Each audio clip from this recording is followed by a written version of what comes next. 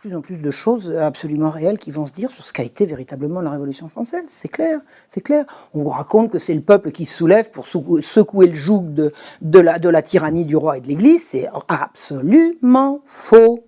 Absolument faux. Quand le peuple s'est soulevé pour secouer le joug de ceux qui avaient mis à bas le roi et l'Église, on les a massacrés. D'accord ? Massacrés.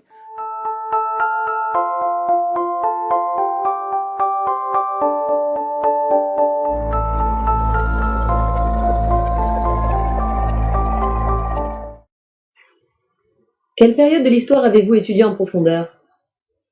Le XVIIIe siècle. J'ai commencé mes recherches, c'est-à-dire que les premiers documents archivistiques que j'ai eu entre les mains et avec lesquels j'ai travaillé, ce sont des documents qui ont été écrits autour de 1750 à Paris. Voilà. C'est le cœur de ma recherche, c'est le point de départ de ma recherche. Alors bon, une fois qu'on a commencé, on remonte, on redescend, je veux dire, je vais jusqu'à la Révolution française d'un côté, je remonte jusqu'à la moitié du règne de Louis XIV de l'autre, mais le début de ma recherche historique, c'est vraiment Paris 1750. Et Paris 1750, c'est incidemment, c'était pas l'objet de ma recherche, mais la sortie de l'encyclopédie et l'affaire de l'hôpital général. Enfin, c'est une période un peu nodale du virage qui va se passer dans le royaume de France. Il y a beaucoup de choses qui se jouent et qui se décident à ce moment-là.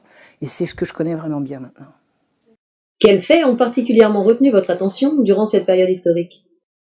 Et ce que j'ai découvert, c'est qu'en fait, la royauté absolue, puisque c'est comme ça qu'on l'appelle, est en fait assaillie de toutes parts par des oppositions qu'on m'a vendues quand j'étais gamine, enfin dans tout l'environnement laïcard et républicain dans lequel j'ai été élevée, comme une saine opposition à des abus. Alors il y avait l'opposition des parlements, l'opposition des philosophes des Lumières, et des parlements, c'est-à-dire des juges, l'opposition janséniste, l'opposition des magistrats contre l'absolutisme royal. Et ces deux oppositions se faisaient également contre l'Église. Donc effectivement, j'ai grandi dans l'idée que le roi était absolu, donc abusif, et que l'Église était toute puissante, donc abusive, et que les combats menés par les forces d'opposition, qui étaient soit la magistrature janséniste, soit les intellectuels des Lumières, étaient des combats libérateurs et émancipateurs. Bon, alors avec le nez dedans, on efface tout et on recommence. C'est-à-dire que c'est pas ça du tout. C'est pas ça du tout. J'ai tout remis à zéro. Ça n'est plus du tout ce que je vois. Je peux pas vous le résumer, mais enfin, la monarchie était assaillie par des salauds et l'Église a été accusée de crimes qui, quand elle ne les avait pas commis, étaient véritablement commis et par ceux d'en face. Donc voilà, j'ai vraiment c'est pas que j'ai eu envie de remettre les choses à l'endroit. Un historien, c'est quelqu'un qui va chercher dans les textes ce qui s'est passé. Si ce qui s'est passé, c'est pas ce qu'on m'a dit, je me contente de dire ce qui s'est passé, et ça heurte les gens qui voulaient croire ce qu'on avait dit avant, mais ça, j'y peux rien. J'y peux rien, chacun son problème. Le problème de l'historien, c'est de faire de l'histoire, c'est pas de faire plaisir. Et puis d'ailleurs, j'ai été la première à qui ça a déplu. Parce que quand vous croyez pendant 30 ans, 40 ans, 50 ans à des vérités premières et que vous apercevez qu'on vous a menti, c'est très désagréable comme impression. C'est très désagréable. Alors de deux choses l'une, soit on dit bon je veux pas le savoir, c'est des cons et on passe à autre chose, soit on se dit il y a un chien enterré là, comme on dit, il y a quelque chose à chercher, et moi c'est mon genre, à chercher, à fouiller, et ensuite à essayer de comprendre pourquoi quand vous amenez des vérités, c'est pas inédite, les historiens savent ce que je dis, les historiens savent ce que je dis, mais les historiens ils n'atteignent pas, pour autant que je sache, le grand public, celui qui n'est pas historien. Donc vous avez à l'université des historiens qui savent un tas de choses, et vous avez un public qui pense exactement le contraire, et il n'y a pas de pont entre les deux. Pourquoi ? Peut-être parce que des gens comme moi ne sont pas rentrés dans ce système-là avant, je ne sais pas. On nous ment tout le temps. Et l'histoire est un des moyens de démonter le mensonge. C'est à ça que je me consacre. Ça n'a pas été simple, à l'université, on m'a fichu des choses trappes. Ça n'a pas été simple du tout. Mais quand on veut ce qu'on veut, en général, on y arrive. Et puis j'avais suffisamment de bouteilles pour voir arriver les coups et pouvoir les parer. Prenant sur moi, on m'a fait rater 1 an quand même. J'aurais dû avoir le DEA en 1 an, je l'ai eu en 2. Belle chose trappe, enfin on en reviendra. On en reparlera un autre jour si vous voulez. Donc ce que je veux dire, c'est que l'historien, il est là pour restituer ce qui s'est passé. Et ce qui s'est passé, ça dérange immanquablement tous les gens à qui on a fait croire autre chose. Donc, selon vous, quelles seraient les véritables causes de la Révolution française? C'est le libéralisme. C'est la Révolution française, c'est la prise de pouvoir sur une société organisée en ordre, dans laquelle le bien commun est une notion acceptée par tout le monde, dans lequel le roi a son rôle, la noblesse a son rôle, l'église a son rôle, les travailleurs ont leur rôle, enfin chacun a son rôle, plus ou moins bien, enfin bon, je dis pas que tout baigne, mais c'est une espèce d'ordre établi, fondé sur le bien commun, et on le remplace par le profit. Le bien commun sera dicté par le profit, et non pas par les règles, non pas par les lois, non pas par la morale, non pas par Dieu, non pas par... Voilà. On va remplacer une société fondée sur le bien commun par une société fondée par le profit pour tous. Que le meilleur gagne. Le meilleur étant le plus fort, le plus immoral. Enfin bon, c'est pas comme ça qu'on nous l'a vendu, mais c'est comme ça que ça s'est passé. Moi, j'ai très bien vu dans les Lumières, c'est clairement le profit, la recherche individuelle du profit est un élément émancipateur, libérateur et de progrès. Voilà, c'est marqué comme ça. C'est marqué comme ça. Je l'ai trouvé ça, je l'ai vu. Donc à partir de là, on fait quoi? On fait une société on laisse tomber, on fait tomber toutes les barrières, on prend comme liberté suprême la liberté du renard libre dans le poulailler libre, on écrase les petits, on diffame, enfin, je veux dire, c'est l'horreur. Alors qu'est-ce que c'est la Révolution française? C'est l'arrivée au pouvoir de ces gens-là. C'est tout. C'est tout, avec le peuple qui a résisté, et puis on les a trahis, enfin je veux dire, il faut l'écrire. Moi je ne l'écrirai pas, l'histoire de la Révolution française, il y a des tas de gens qui l'ont écrite. On vous raconte que c'est le peuple qui se soulève pour secouer le joug de la tyrannie du roi et de l'Église, c'est absolument faux, absolument faux. Quand le peuple s'est soulevé pour secouer le joug de ceux qui avaient mis à bas le roi et l'Église, on les a massacrés, d'accord? Massacrés. Le peuple n'est pas en cause dans toute cette...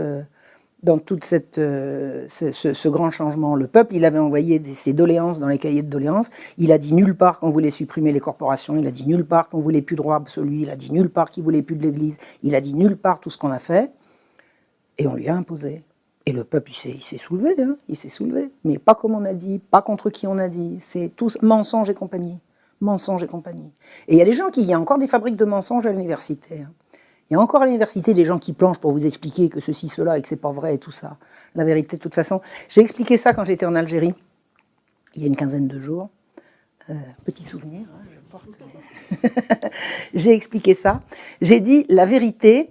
C'est une image qui m'est venue comme ça brusquement, hein, je ne l'avais pas préparée, mais je vous la ressors parce que je l'aime bien. C'est comme l'eau. Vous avez une grande citerne. Elle est rigoureusement étanche. D'accord? Donc l'eau est retenue, elle ne bougera pas. La vérité, c'est cette eau, là, et elle ne bougera pas. Si vous faites le plus petit trou dans la citerne, le plus minuscule petit trou dans la citerne, la vérité, l'eau, hein, va passer un tout petit peu, ça va commencer, et la citerne se videra à un moment ou à un autre. Vous ne pouvez pas, si vous voulez étouffer la vérité, il faut l'étouffer complètement, et complètement, ça n'existe pas. Ça n'existe pas. Vous savez, on peut mentir tout le temps à quelqu'un, mais c'est comme ça que ça se passe. Et à l'heure actuelle, je pense vraiment que les digues sont en train de s'ouvrir et que la vérité sur tous les mensonges qu'on nous a baratinés, ça commence vraiment à circuler. Quelles en sont les conséquences dans notre quotidien? Et ces idées, c'est l'instauration du capitalisme comme étant la seule économie possible. On nous présente l'économie de marché comme étant la seule économie possible à laquelle on va opposer le communisme, alors que le communisme est arrivé derrière. Mais on nous fait croire qu'avant le capitalisme... Écoutez, c'est bien simple, avant la Révolution française, la France n'existe pas. Hein, c'est le trou noir. L'histoire de France, ça commence en 89, faut arrêter.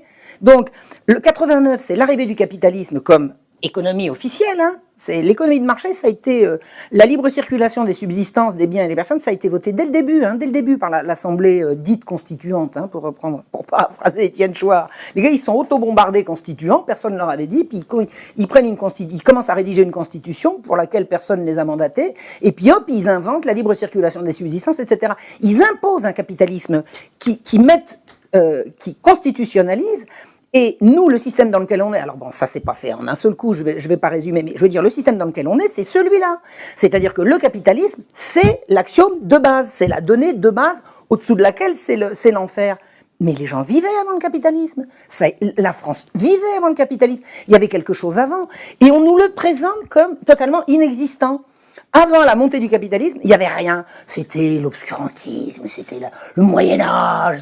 Arrêtez le Moyen-Âge, c'est lumineux le Moyen-Âge. C'est lumineux le Moyen-Âge. Le Moyen-Âge, c'est certainement la période en Europe la plus brillante. C'est magnifique le Moyen-Âge. Je ne l'ai pas étudié le Moyen-Âge, parce qu'on ne peut pas étudier sérieusement tout. Si on veut être historien, il faut vraiment... Mais chaque fois que je croise le Moyen-Âge, je suis ébloui. C'est magnifique le Moyen-Âge. Et c'est ce que les gens des Lumières ont voulu absolument éradiquer, effacer, écraser. Qu'est-ce qu'on nous raconte comme fadaise? Bon, alors c'est quoi? Le monde dans lequel on vit, c'est le monde capitaliste. Alors triomphant, maintenant, il n'y a plus rien, hein, c'est absolument partout. Et tout ce qu'on a opposé en face du capitalisme, c'est le communisme, c'est l'opposition du même. Mais c'est bon. Et avant? Et avant? Je veux dire, avant 1789, le monde, il n'avait pas tourné quand même depuis quelques dizaines de milliers d'années? Bah non. Enfin, le monde, je veux dire, l'humanité organisée. Bon, il faut arrêter avec ça. Je pense que les gens commencent à comprendre. Hein. La Révolution française est-elle pour vous le résultat d'un complot maçonnique? Ça, c'est une question très intéressante à laquelle j'aimerais bien avoir la réponse. Mais ça n'est pas moi qui vais aller la chercher, cette réponse. C'est-à-dire que depuis que j'ai entendu parler de complot maçonnique pour organiser la Révolution, je me suis dit, tiens, j'ai pas cherché de ce côté-là. Quand je vois l'énormité de ce qu'il faudrait fouiller pour avoir réponse à la question, je ne peux que me dire, ça n'est pas pour moi. Modestement, je pense qu'il faut chercher dans ce sens-là. L'hypothèse me semble plausible. Je ne la prends pas pour ridicule, je ne la prends pas pour ajouter du tout, mais je n'ai pas les éléments pour juger. Mon impression est que c'est ça. C'est ça. Mais entre dire j'ai l'impression que, et je peux vous démontrer les éléments du complot, non, je ne peux que rester modeste de ce côté-là. Il est évident que les francs-maçons sont partout. Il est évident que les francs-maçons ne veulent pas qu'on aille mettre le nez dans leurs affaires. Tiens, je vais vous raconter une anecdote à propos de franc-maçonnerie. Quand je faisais des recherches sur le Parlement de Paris, les jansénistes du Parlement de Paris, j'ai voulu savoir si ces jansénistes-là étaient francs-maçons en même temps. Bon, alors pour ça, il faut avoir accès aux archives de la franc-maçonnerie. Bon. Les archives de la franc-maçonnerie sont à la Bibliothèque nationale. La Bibliothèque nationale, elle est nationale. Elle est à vous, elle est à moi, elle est à tout le monde, la Bibliothèque nationale.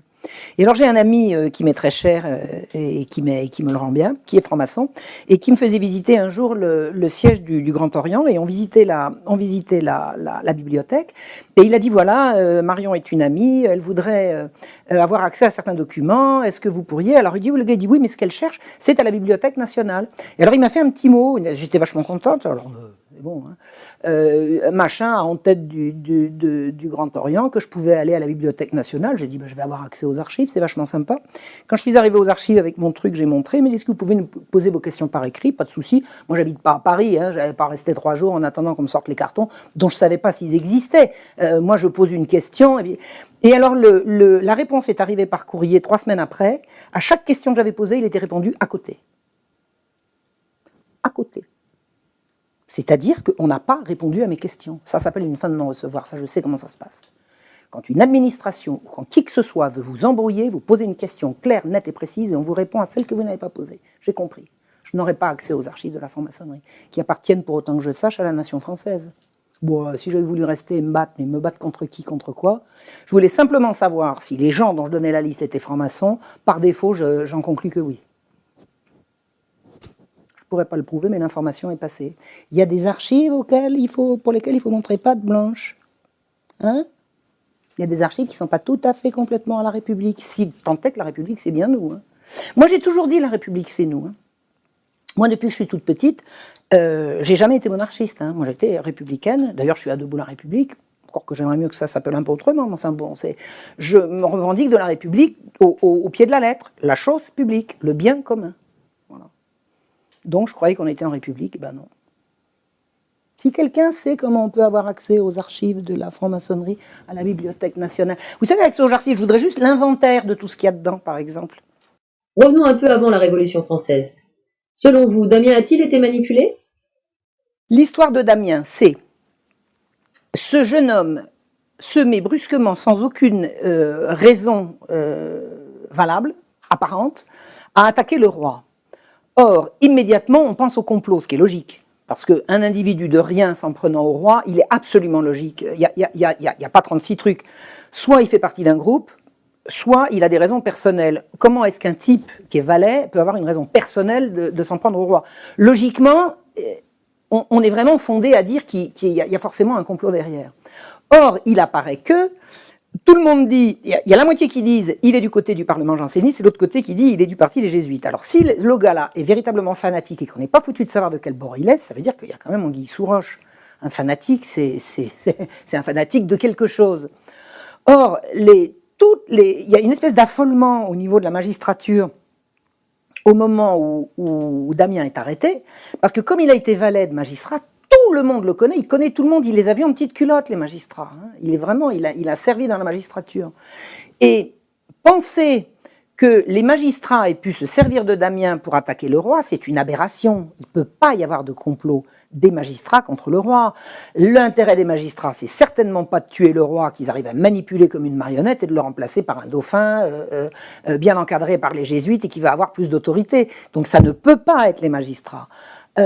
Imaginez que les jésuites ont pu vouloir la mort du roi. Enfin, c'est complètement crétin. Ça, c'est l'ânerie. Bon, donc qui peut avoir voulu manipuler Damien pour faire quoi ? Non.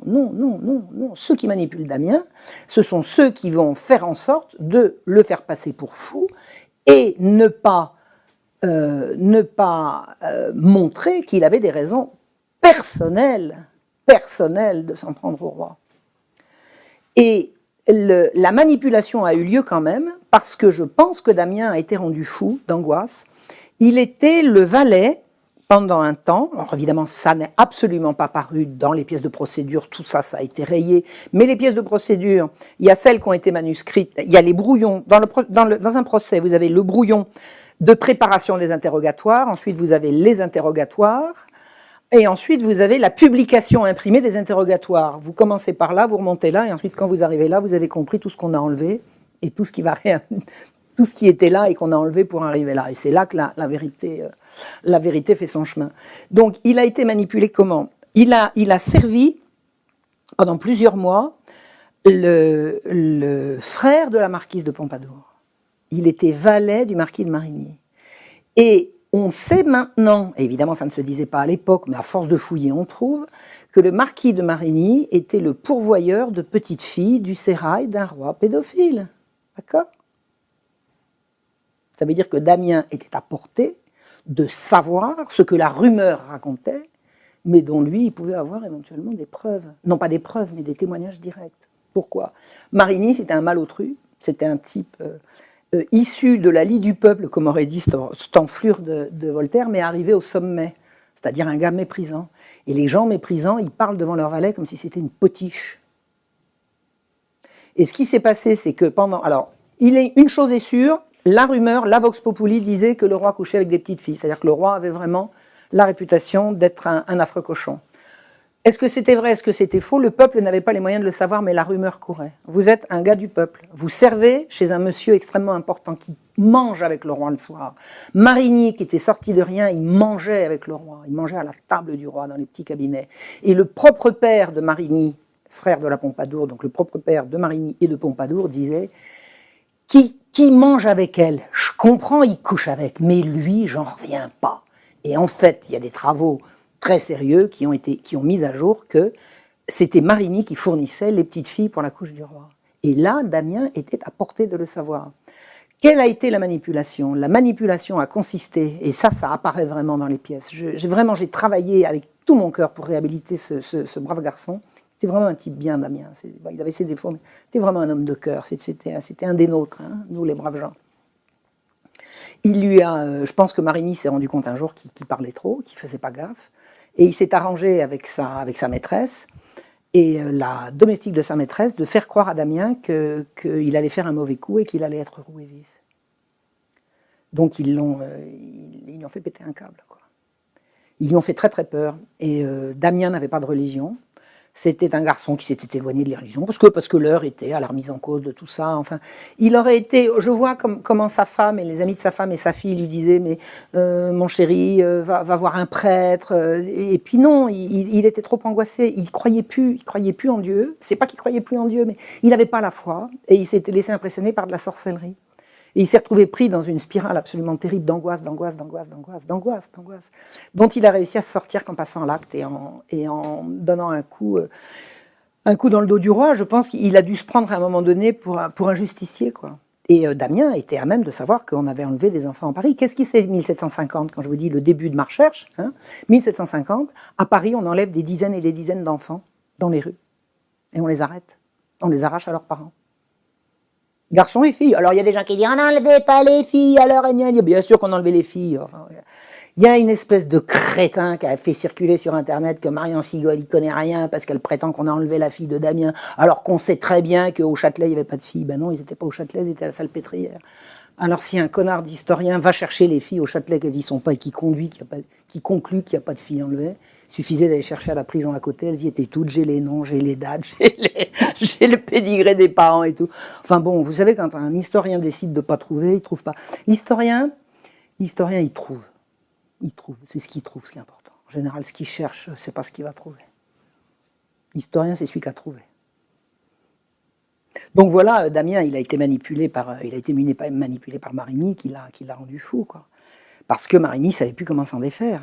Imaginez, vous êtes vous avez chez vous, vous êtes au courant de secrets d'État, hein, et puis vous parlez comme ça librement devant votre valet, puis un jour vous apprenez que le valet, il dit quoi, de quoi, qu'il a sa morale, qu'il a également une famille, que faut s'en débarrasser. Et on s'en est débarrassé en le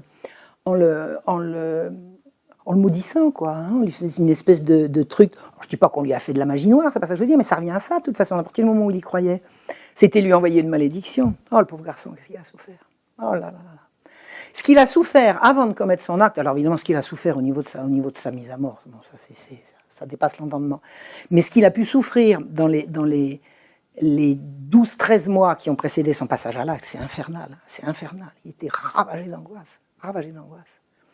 Et au moment de l'attentat, tout le monde a remarqué au château de Versailles que le marquis de Marigny, il avait changé de couleur. Hein.